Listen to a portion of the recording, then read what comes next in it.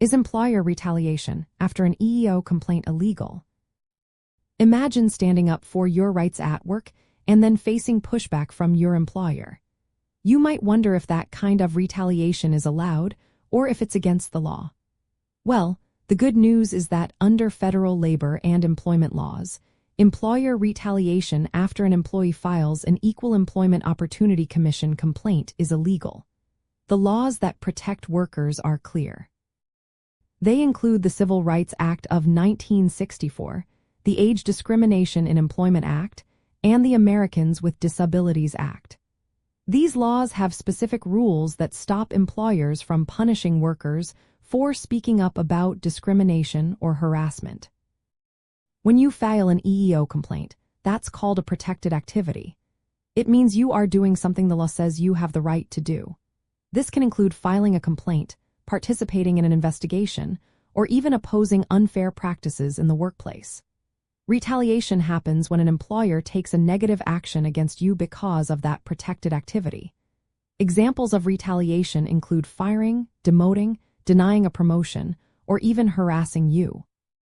Threatening or intimidating you also counts as retaliation. To prove retaliation, you need to show 3 things. First, you engaged in a protected activity. Second, your employer took a material adverse action against you. And third, that action was because of your protected activity. It's important to know that protections extend beyond just filing a complaint. If you threaten to file or even just oppose discrimination internally, you are protected. Even if your complaint does not lead to a finding of discrimination, the law still protects you from retaliation if you had a good faith belief that discrimination was happening. These protections apply to all kinds of workers, whether they are current employees, former employees, temporary workers, job applicants, or union members. Employers sometimes argue they didn't know about your complaint, which can be a defense. They might also say they had legitimate reasons for their actions, like poor performance or company changes unrelated to your complaint.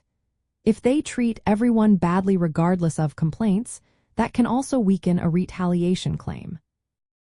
If you think you've been retaliated against after filing an EEO complaint, you should document everything. Keep records of what happened and when. You can file a retaliation complaint with the EEO, and you might also consider taking legal action. Employers need to be very careful not to take adverse actions that could be seen as retaliation. Doing so helps ensure everyone can speak up about discrimination without fear of losing their job or facing unfair treatment. Remember, federal law is on your side to protect your rights when you stand up against workplace discrimination.